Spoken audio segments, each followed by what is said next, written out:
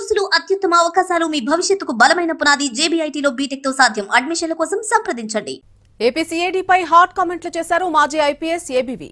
CID పనితీరు విషయంలో గత ప్రభుత్వానికి ఇప్పటి ప్రభుత్వానికి పెద్దగా తేడా లేదన్నారు. ఇందుకు జత్వానీ కేసే ఎగ్జాంపుల్ అని చెప్పారు. ఇబ్బందులను ఎదుర్కొన్న రిటైర్డ్ ఐపీఎస్ అధికారి ఏబీ వెంకటేశ్వరరావు ఇప్పుడు ప్రభుత్వ హయాంలో కూడా ఏదైనా ప్రజా వ్యతిరేక నిర్ణయాలు ఉంటే వాటి మీద వేలెత్తి చూపుతున్న పరిస్థితి నేపథ్యంలో ప్రభుత్వం కూడా ఆయన్ని టార్గెట్ చేసిందనే చర్చ జరుగుతోంది. ఆయనకి కేటాయించినటువంటి బుల్లెట్ ప్రూఫ్ వాహనాన్ని కూడా తొలగించడం, ఎస్కాట్ను కూడా తొలగిస్తూ కూడా నిర్ణయం తీసుకున్న నేపథ్యంలో ఒకసారి రిటైర్డ్ ఐపీఎస్ అధికారి ఏబీ వెంకటేశ్వరరావు మనతో ఉన్నారు. ఏంటి సార్ మీ తీరు నచ్చకే ఎస్కాట్ వాహనం తొలగించడం కానీ బుల్లెట్ ప్రూఫ్ వాహనం తొలగించడం కానీ జరిగింది అనుకుంటున్నారు? భద్రతా సంబంధమైన విషయాలు బహిరంగంగా మాట్లాడము. అవి కాన్ఫిడెన్షియల్గా మాట్లాడాల్సిన విషయాలు. బహిరంగంగా దాని గురించి చర్చించను. ఓకే, నాకు ఏదన్నా అవసరం ఉంటే ప్రభుత్వానికే నేను లెటర్ పెడతా, వివరాలు తెలియజేస్తా. It will be A confidential communication.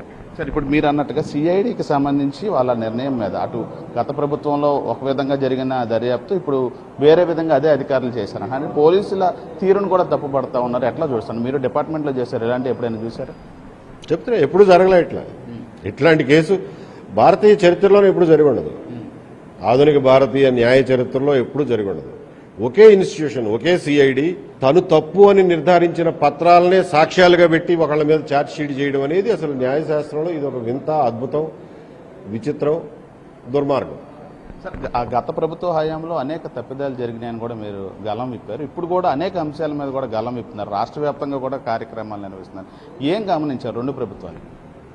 తేడా ఏమీ లేదు అనేది గమనించారు. అంటే రానున్న రోజుల్లో కూడా ఏ అంశాల మీద ముందుకు వెళ్ళబోతా ఉన్నారు సార్?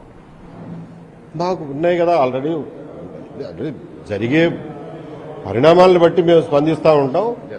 ప్లస్ కొన్ని అపరిష్కృతంగా ఉన్నటువంటి సమస్యలు 22A లాంటి వాటిని తీసుకుని దాన్ని ముందుకెళ్ళడం అది కంటిన్యూగా జరిగే విషయమే.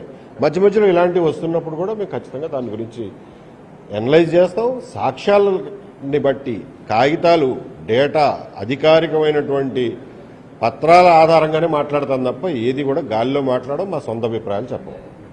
ఇది మొత్తంగా జత్వానీ కేసుకు సంబంధించి సిఐడి దర్యాప్తు మీద అయితే ఖచ్చితంగా ఏదైతే గతంలో ఎన్నడూ జరగని విధంగా దర్యాప్తు జరిగిందని చెప్పైతే రిటైర్డ్ ఐపీఎస్ అధికారి ఏబీ వెంకటేశ్వరరావు గారు చెప్తా ఉన్నారు. అదేవిధంగా భద్రతకు సంబంధించిన విషయం పూర్తిగా కాన్ఫిడెన్షియల్ కాబట్టి దాని మీద బహిరంగంగా వ్యాఖ్యలు చేయాలి, నేను చెప్పాల్సింది ప్రభుత్వానికి చెప్పానని చెప్పి ఏబీ వెంకటేశ్వరరావు చెప్తా ఉన్నారు. కెమెరా పర్సన్ రెడ్డితో శ్రీకాంత్ ఎన్టీవీ విజయవాడ.